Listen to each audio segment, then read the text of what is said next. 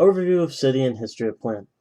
Paris is the capital of France in the north-central part of the country and was first founded around 3rd century BC when a Celtic tribe called the Gauls settled there and used the area as a fishing village, as stated by Britannica 2019. The city was subsequently conquered by the Romans and then was taken control of by Germanic tribes called the Franks, who established a powerful Christian kingdom and renamed the city Paris. Paris's roots in academic achievement and excellence go back centuries. In the Middle Ages, when Paris was the largest city in Europe and developed into a prominent religious and commercial focal point of Europe. It was even the birthplace of Gothic architecture. Paris was at the forefront of intellectual development, establishing the University of Paris as one of the first in Europe, and even being at the center of the philosophical movement called the Enlightenment in the 18th century that emphasized reason and individuality over tradition. Today, according to the Grand Paris Project, Paris is the ninth most populous city in Europe with about 2.2 million inhabitants. Paris also has a particularly high population density, with about 20,000 inhabitants per square kilometer in inner Paris. On top of this substantial population, the economy is flourishing with a GDP per capita of about 54,600 euros, well above the average EU of 29,500. Additionally, according to the Bourgogne Project in 2018, Paris has about 3% lower poverty rate than the European Union as a whole. The median age of residents in Paris is 43.3 years old, and about 93% of the population is white. According to the preamble of the Paris Climate Action Plan, this plan was initially drafted after the 2015 United Nations Climate Change Conference, where 195 countries adopted the Paris Agreement and set out to limit the global rise in average temperature to 1.5 degrees Celsius. At a Paris City Hall in 2015, over 1,000 representatives from local governments signed the Paris Pledge for Action and committed to creating a more sustainable future. The current sustainability plan was officially approved and adopted in March 2018 after voting by the Council of Paris. The overarching goal of this climate plan is to reach carbon neutrality in Paris by 2050 by transitioning to 100% use of renewable energy sources and cutting greenhouse gas emissions by 80%. Paris also commits itself to reducing energy consumption by 35% by 2030 and 50% by 2050 to help reach zero local emissions. Diversity of actors. Paris takes into account that private consumers are accountable for 75% of city emissions, and has therefore enacted plans to mobilize everyone, including private industries and locals, rather than just mobilizing the government or a single entity in efforts to tackle climate change. As explained in the Creating a Shared Vision section of the Paris Climate Action Plan, between November 2016 and March 2017, 700 people ranging from local citizens, businesses, scientists, and City of Paris government employees submitted over 280 proposals to tackle climate change. These proposals promoted actions from individuals such as vegetarian challenges and walking and cycling over driving, as well as action from institutions such as the employment of renewable energy by businesses and creating more telework centers to reduce transportation needs. Action from academic institutions was also promoted as there are plans to increase education about environmental health and develop student climate ambassadors to spread more awareness about sustainable living. Social pillar. Paris has numerous social initiatives in place to keep citizens flourishing during the shift towards a more sustainable future. For example, in order to improve public health and citizens' well-being, Paris commits to mitigating the effects of air pollution. According to the Improving Air Quality for Better Health section of the Paris Climate Action Plan, atmospheric pollutants including nitrogen dioxide, fine particles, and benzene do not contribute directly to global warming but do directly affect human health. These pollutants have exceeded healthy air quality thresholds in Paris, and exposure to high concentrations of these pollutants is responsible for deaths of 45,000 people in France each year. To tackle this public health issue, Paris is implementing policies such as phasing out diesel engines by 2024, creating pollution-free streets to reduce overall traffic, and creating a fund to support the replacement of existing heating systems with high-performing wood-burning appliances. These policies are all made in an attempt to meet the World Health Organization's guidelines for air pollution so that there are no negative effects on human health. Paris's vehicle use restrictions will also encourage a shift towards cycling as a means for transportation. Paris aims to have 15% of all transportation be done through cycling by 2020, leading to boosted cardiovascular health of all citizens as well as less noise pollution due to less cars being on the street. This will help improve sleep quality by reducing disturbances. According to the Resilience in Response to Heat Waves section of the Climate Plan, Paris is also aiming to protect citizens from suffering from increasingly frequent heat waves. To address this issue, Paris is building additional open-air swimming pools, natural swimming areas, parks, and other cooling areas for residents to use during heat spells. These facilities provide a way for residents to protect themselves from dehydration or fatigue when heat waves occur as a result of climate change.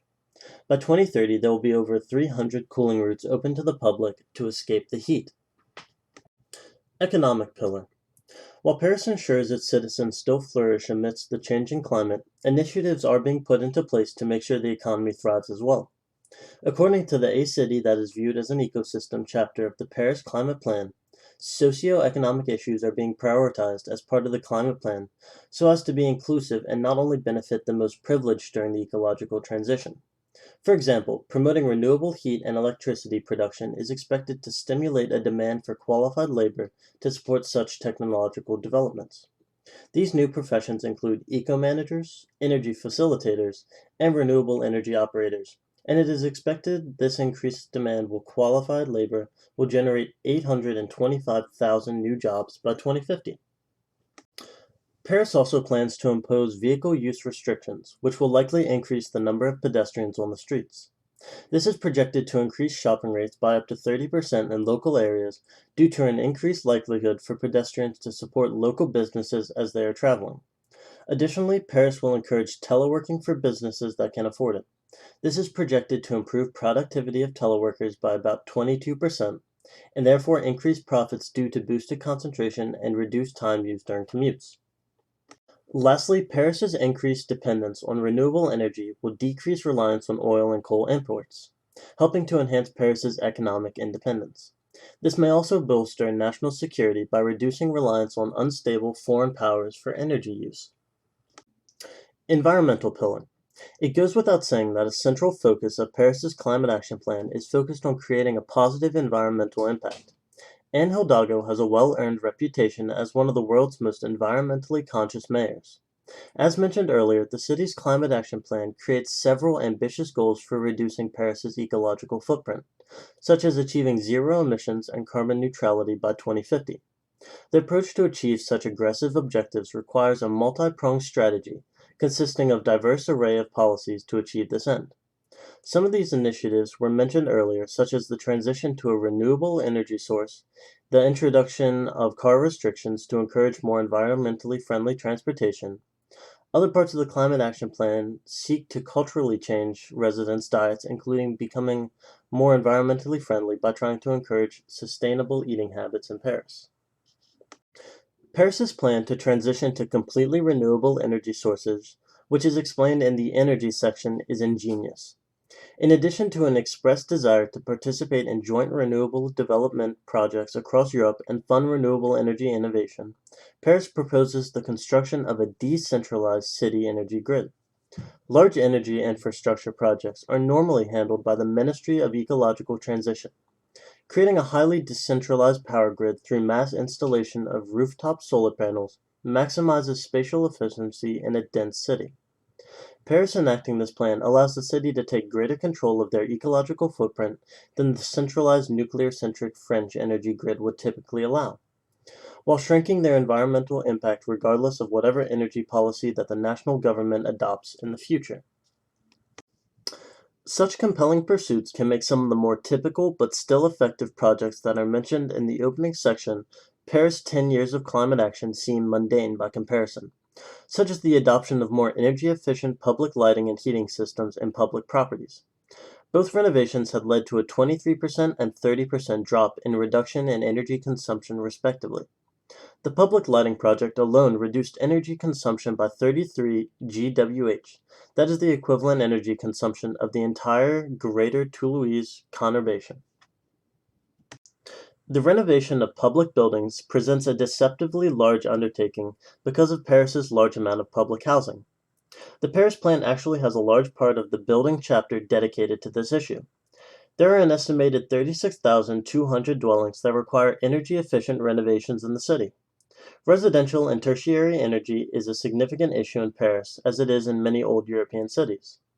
Being the sole source of 80% of energy consumption in the city, the primary cause behind this energy sink is the fact that 80% of the buildings in Paris were constructed before the existence of thermal regulations, translating to inefficiently large amount of energy being required to effectively heat a space.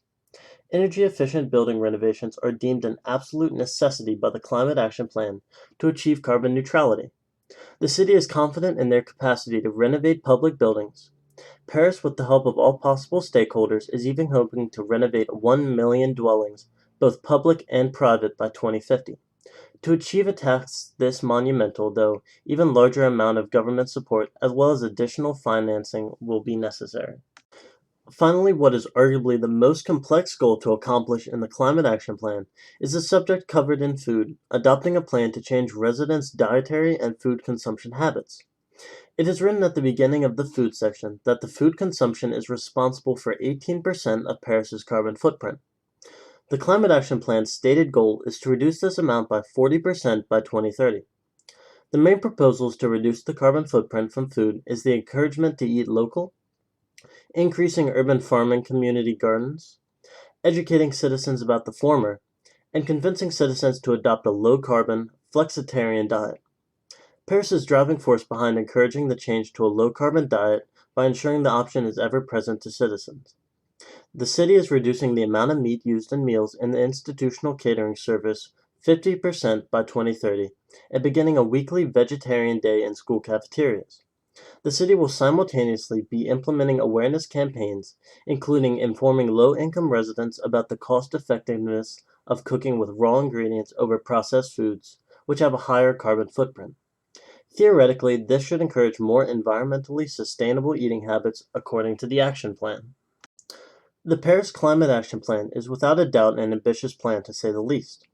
Many of its proposals seem to have the potential to succeed if well implemented, although there are some flaws that can be improved upon in the plans. The environmentally friendly solution to cope with heat waves is a fantastic social idea. Unfortunately, it ignores the access issues that many heat-sensitive groups may have, such as the elderly. No specific proposal is created for a group that the CDC states is at a higher risk for heat-related health issues. Another issue that I noticed with several chapters is that the primary solution applied to raising interest is through information campaigns. When it comes to issues about energy management, eating less processed food, and not discarding fixable goods to Climate Action Plan is overestimating the effectiveness of simply spreading awareness. It was repeatedly covered in class material that simply having information about an environmental issue will not usually motivate someone to take action. While creating a deep, meaningful experience for every resident may be an unrealistic goal, the creation of events associated with the issue could bring better results than simply telling people about the issue and ways they could help. A very prevalent issue with the climate action is the ambiguity that is prevalent in pursuing the city's environmental goals. Given that this is an overview of the plan, leeway towards a lack of detail should be given. Sections like the reduction of car usage are very well detailed, while other areas like the plan to increase local food consumption are concerningly vague. The local food plan does provide any projection on how the adoption of such practices would actually reduce Paris's carbon footprint, which according to Bernstein's early lecture on the subject would likely be negligible. It really doesn't even seem coherent, but rather a mix of disjointed hoping that some will work. It discusses implementing community-supported agriculture in interested schools, then jumps to talking about community-oriented food markets and urban farming. It provides no information on the predicted effectiveness of these projects. The need to create a more articulate plan and cover important details, such as how Paris plans actually getting commitments from private parties for housing renovation, that seemed to be skimmed over and could be greatly improved upon.